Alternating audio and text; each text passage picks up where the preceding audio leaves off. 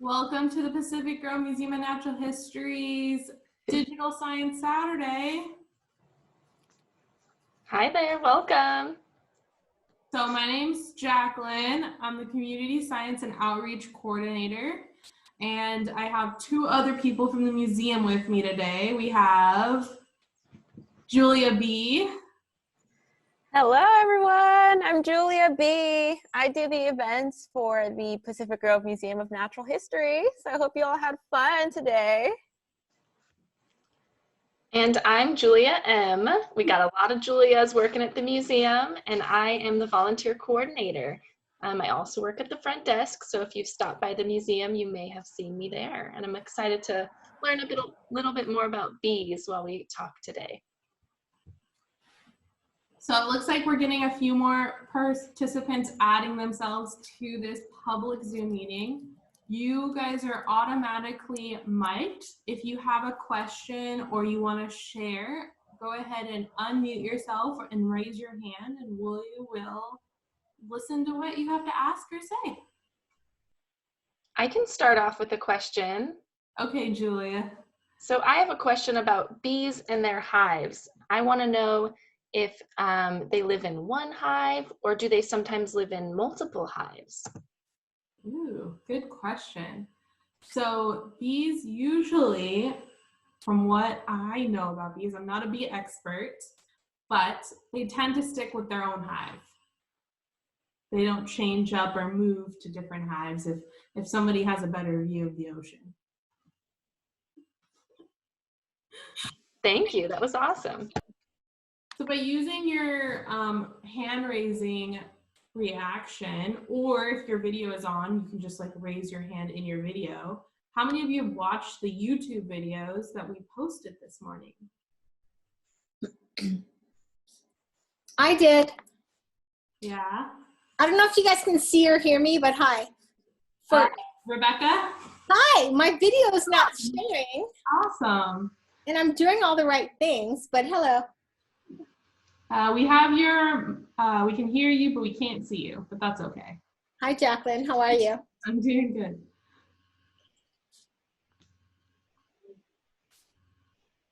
Okay. Anybody have any questions about our Digital Science Saturday from any of the activities that you did today? Well, I would just like to comment that I think you guys are amazing for continuing on in these times, and it's really hard. And I know it's hard to find content, and I may not be a member, but I'm a huge supporter, and I appreciate everything you guys are doing. Oh, thank you so much. Yeah. So that's all. We have a new question in the chat. What is the difference between honeybees and local bees? Does anybody know? So the most common bee that we have, native bees. So the most common bee we have here in Monterey County is actually the western honeybee. So there are local honeybees in this area, but the majority of species here are solitary dune bees that you can find along Asilomar dunes. Good question.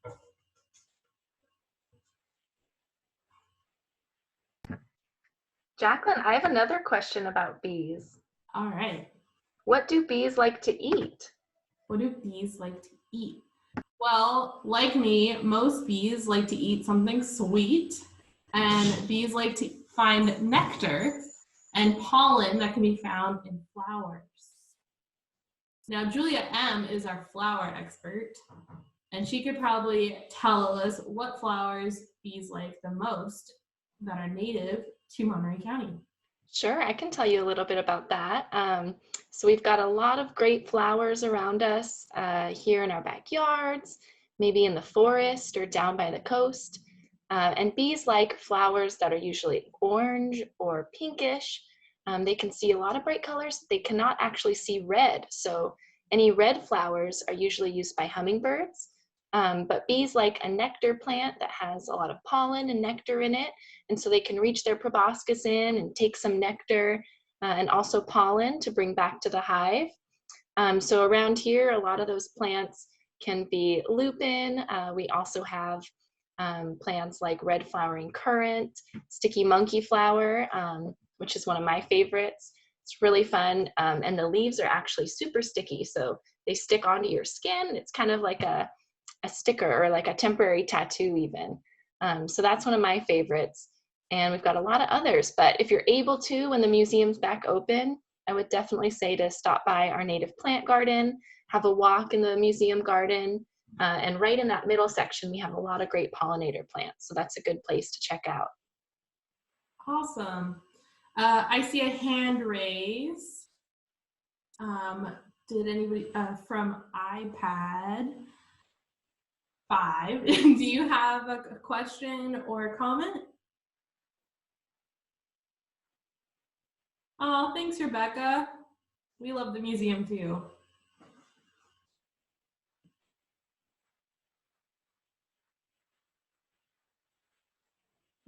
Let's see. Yay. Let's see. Any other fun facts about bees? Does anybody know anything cool they want to share? All right, Julia B. Well, I had a question that I was hoping you might be able to help me out with. Why does a bee make a buzzing sound? What is that? Interesting. What does a bee make a buzzing sound? Does anybody know? Or have a guess? Since there's only a few of us, I'd be happy to let you guys try answering. All right, Christy, I'm gonna unmute you, okay? All right, what do you think? It's the bee's wings flapping together. How does it Buzzing make a together. buzzing sound? Are they just buzzing, flapping their wings so fast that it vibrates? Yeah. Oh, wow. That's awesome. Thanks for sharing. How cool. I knew it. All right. Something really interesting about bees that I'd like to share with you guys. Yes. So I learned from Julia B that bees have a lot of hair, and I actually read that they have hair on their eyes. Isn't that crazy? Whoa. And it helps collect all the pollen. Do we have hair on our eyes? Nah. I hope not. Oh, we have another question. Are bees more active in sunny weather than in cloud weather? I actually don't know the answer to that. I feel like I see bees more in sunny weather personally, but that's probably because I'm out more in sunny weather than in cloudy weather. I think I may know a little bit of an answer to that. So when bees are faced with cold weather, maybe some fog and wind, they do fine, but they like to stay inside their hives to keep warm. So usually there'll be less bees coming in and out. They stay inside their hive, and they actually keep warm by clenching and unclenching their flight muscles. So kind of like how their wings are the thing that makes them buzz, they unclench and clench all their muscles and wings, and that helps keep them warm because they're using their energy that they get from eating all that honey, right? Yeah. So what I'm learning today is I'm really like a bee. I don't go out in cold weather, and I like eating sweet things. Raise your hand if you guys feel like you're like bees too. Awesome. Okay, have another question. This is going really well, guys. I'm so glad you were joining us. Another question, if bees had their choice, do they want to sting humans? That is a really good question. And the reason bees have stingers is to protect themselves and to protect themselves from predation or danger. Now, if a bee had a real choice, they wouldn't want to sting anybody because then they're using their stinger to protect themselves, and that wastes energy. And some species of bees only have one stinger, and when they sting something, they actually end up dying. But it's for the protection of their hive. So if a squirrel or another type of rodent was trying to get into their hive, there are like security bees that will protect the hive by stinging those things, but then they end up dying because they only have one stinger. That was a really good question. Now, wasps actually can sting somebody multiple times. So after they sting somebody or an animal that they're trying to protect themselves from, they can actually regrow their stinger and sting more than once. That's a little terrifying. All right, but really cool. Ooh, another question. Let's see. Other than human-related issues, what are bees in PG or Pacific Grove's predators? So what eats bees in Pacific Grove?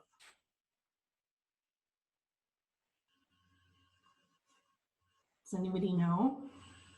Does anybody know of any like local or endangered species that might eat bees? Julia B, did you raise your hand? Would skunks be a predator for bees since they like Yep. to eat insects? Yeah. Yeah. Oh, how cool. Awesome. Yeah, any animals in our area that like to eat insects would potentially eat bees. Now, one really cool thing, does anybody know why bees and wasps are black and yellow? Because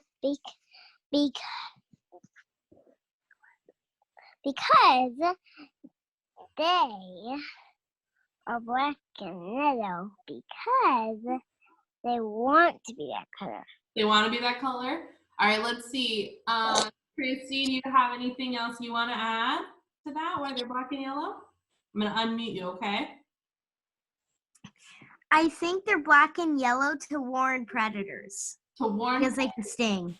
Yeah, exactly. So they are black and yellow to warn predators like, hey, don't mess with me. I will sting you if I have to.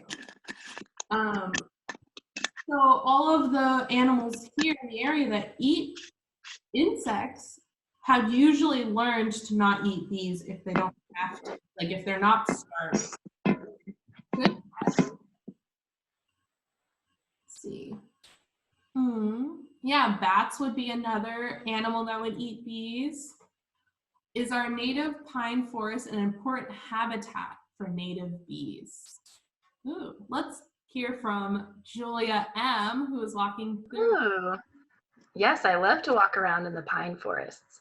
And I don't know too much about native bees myself, but I do know that a lot of those plants that I mentioned earlier, those flowering nectar plants, are really important for all bees.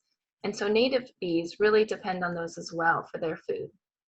And something about native bees that I've learned is a lot of times they're in a hive or in what we call a nest when it's not kind of manufactured by humans or made by people. But in the winter, sometimes they can go underground. And so they can kind of hibernate, like you think of a bear hibernating. So that's what makes native bees interesting and a little bit different from the honeybees that we know a little bit more about.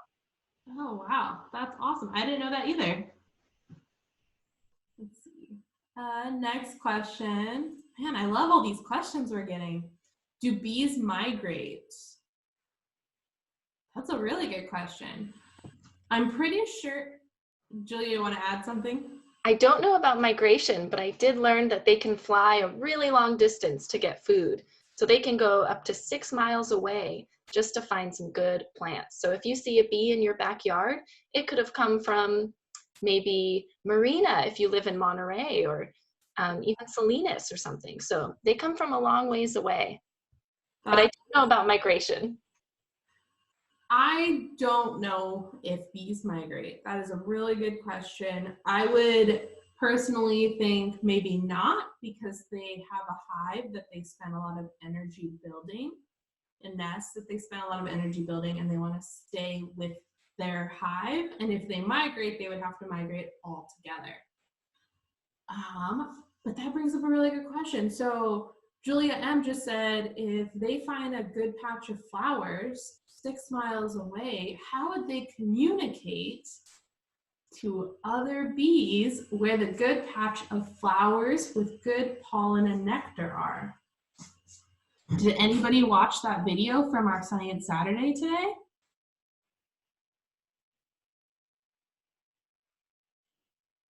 It has to do with movement.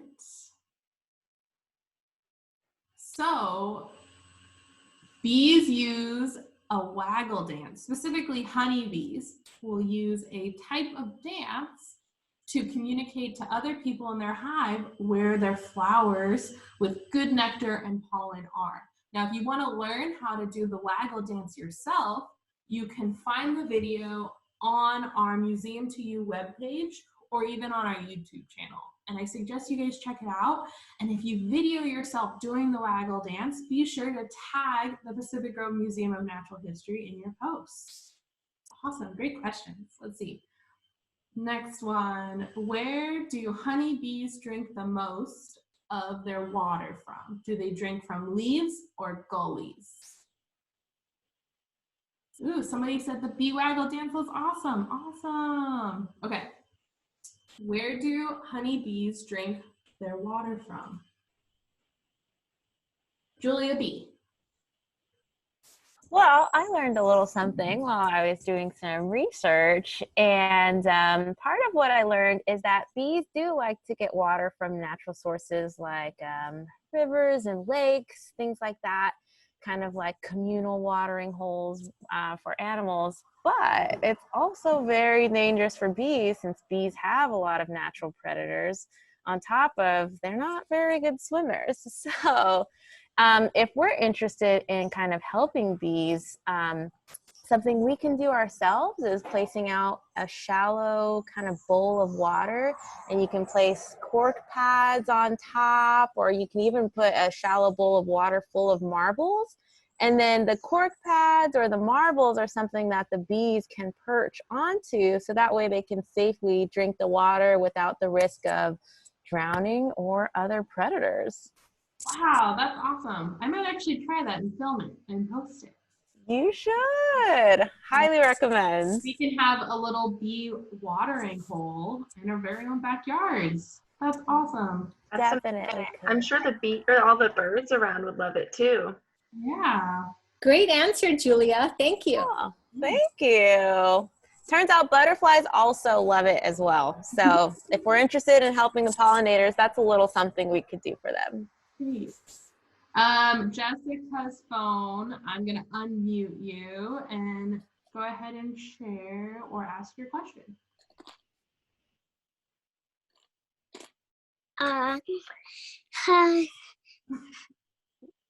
Go ahead, ask your question. Go ahead, Oliver. Do you have a question? He wanted to know why bees sting. Why bees sting? So we answered this a little earlier, but bees sting to protect themselves from predators. So they don't want to get eaten by anything. So they have a little stinger that they use if they're about to get eaten. But another way that they protect themselves from predators is using that black and yellow striped coloring to warn other animals, don't eat me, I'm dangerous. Good question, Oliver. I'd also like to add on to that because I learned a little something about bee stings. And one thing to note is that bees, they don't want to sting because it is their last resort in protecting themselves. Thank you, Julia. Ooh, does anybody know how many bees live in one hive? All right, Julia. Well, apparently it can range, but it can be anywhere from 10,000 bees to 80,000 bees in one hive. The more bees in the hive, the healthier they are, the more energetic, and that means they're going out there and getting a lot of honey. And that also means they have a really great, usually young and strong queen bee, who is a bee that is a little bit different than the others, and she's the one who lays all the eggs. So if she's young, usually the hive will be great and energetic and active and full of a lot of different bees. Wow, 10,000? Imagine if you had 10,000 cousins living with you right now during this time. Man, even 10 of my cousins would be crazy. Good question. Has anybody made any of our Pollen Basket bracelet crafts yet? No? Have you seen the video yet of the Pollen Basket bracelet craft? Okay, well, I'm gonna give you guys a sneak peek of our Pollen Basket bracelet. It is made out of a toilet paper roll, and it has stripes, and it has a little bit of pollen here. Now, does anybody know what a pollen basket is?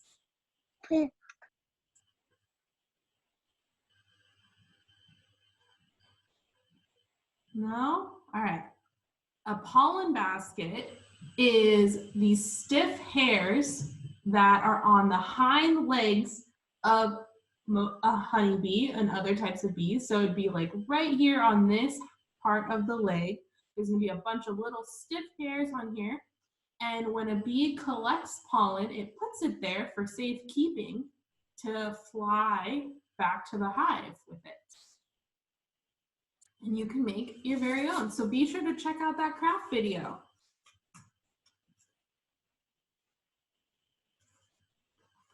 Any other questions? No? Okay. I know we're getting close to our end of our meeting, but I just wanted to ask each one of you guys, what is one thing you look forward to each day, even though we're stuck at home? Okay.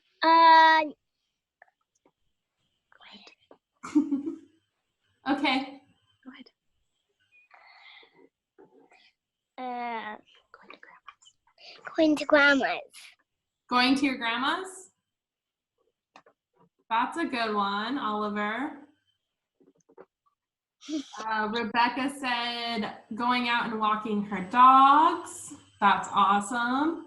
All right, Christy, I'm gonna unmute you.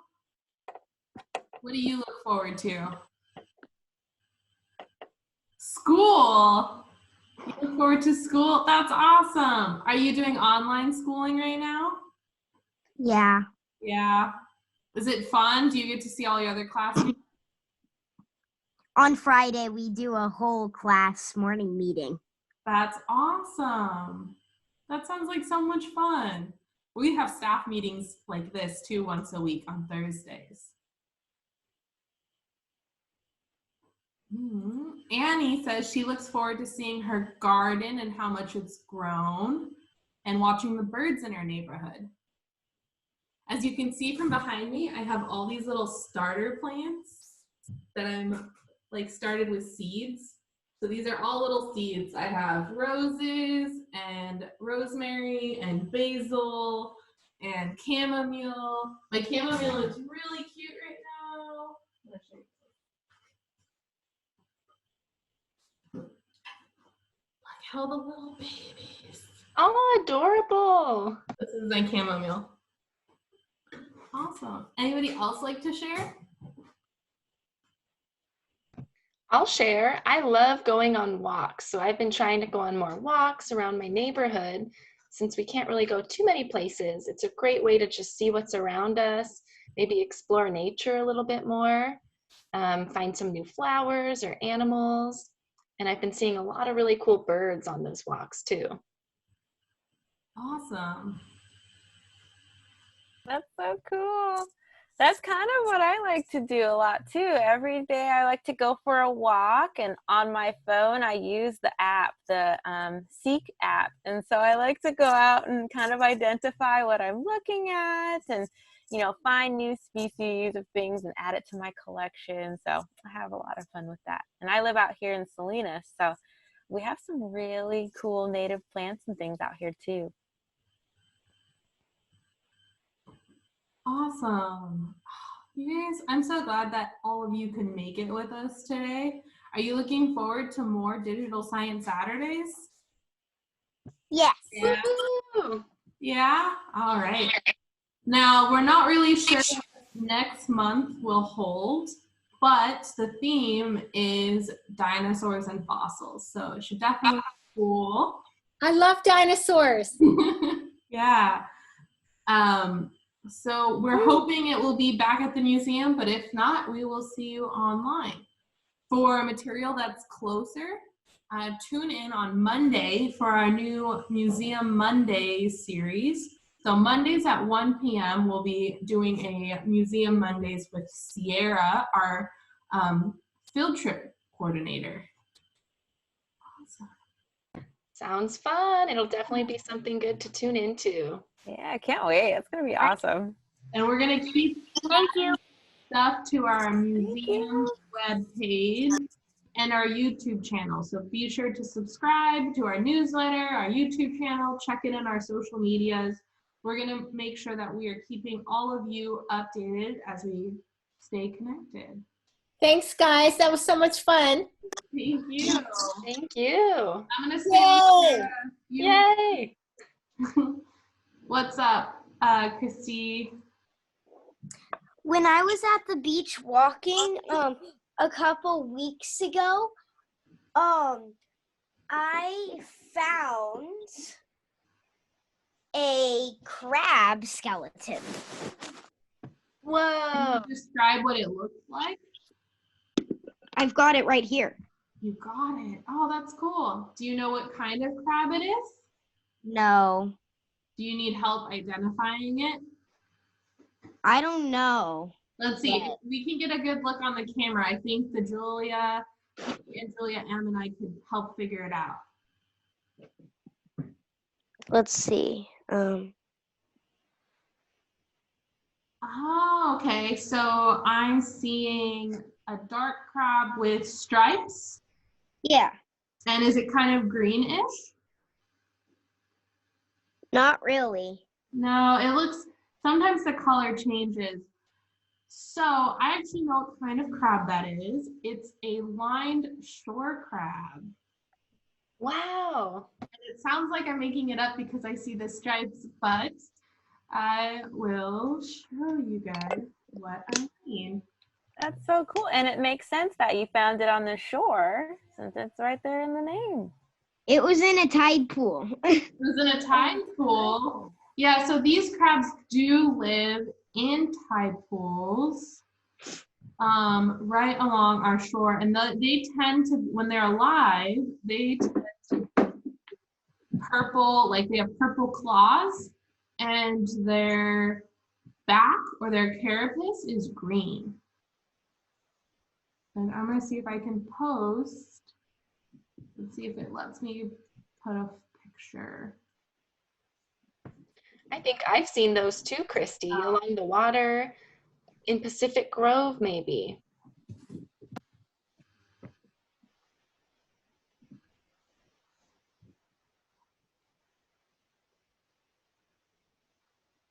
Yeah, you can definitely see them in Pacific Grove, in any tide pool. So these crabs love to stay along the tide pools, and they like to eat anything that they can find. They tend to eat mostly algae though. All right, so let's see. I'm trying to add a picture so that you can see what it looks like when it's alive.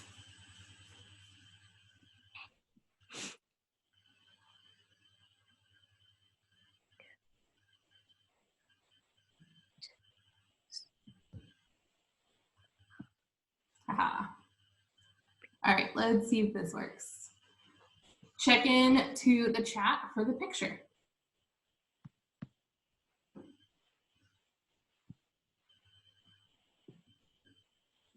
Did everybody get that? No.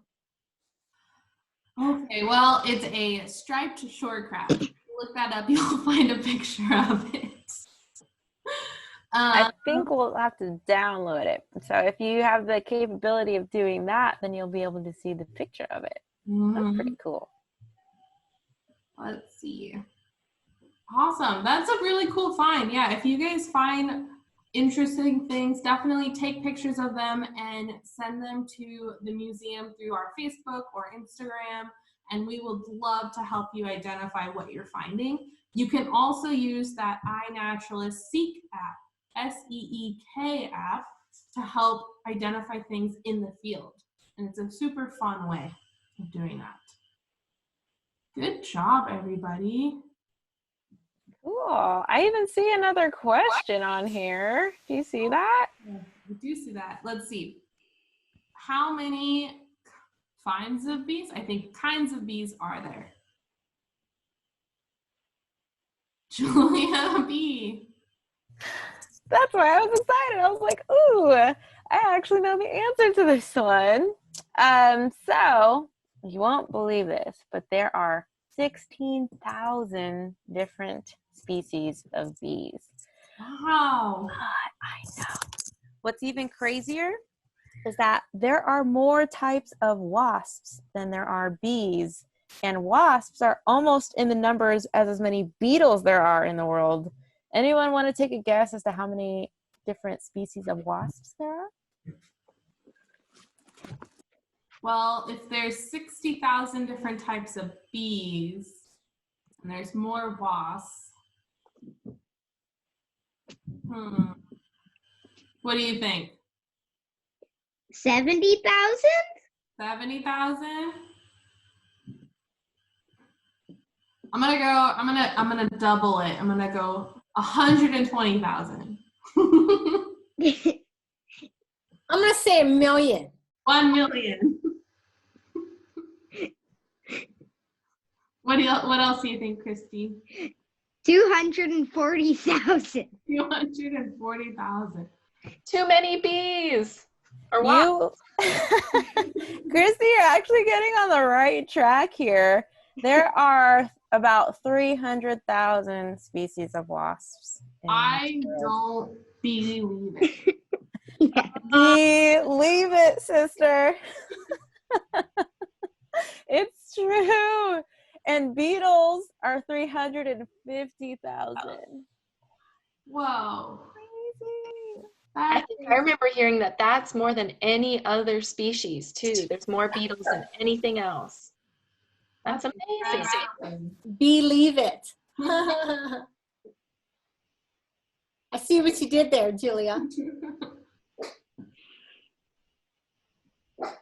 There's a buzz behind it. Awesome. This has been so much fun. So how many of you guys are going to go check out our new website? Me. Yeah, awesome. Well, we've been hanging out for a while. You guys feel free to leave if you need to. I'll stay on and keep answering any questions or discussion points you want to ask or talk about. I'm more than happy to hang around. Thank you guys so much. Thank you guys. That was really fun. I learned a lot. Me too. Me 3. So don't forget to tune in on Monday at 1 p.m. to our website for Museum Mondays.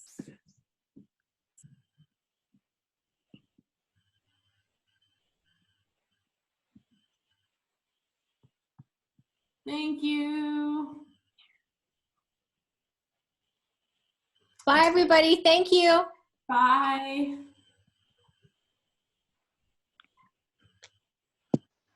All Yay. right. Bye. Thank you. Bye.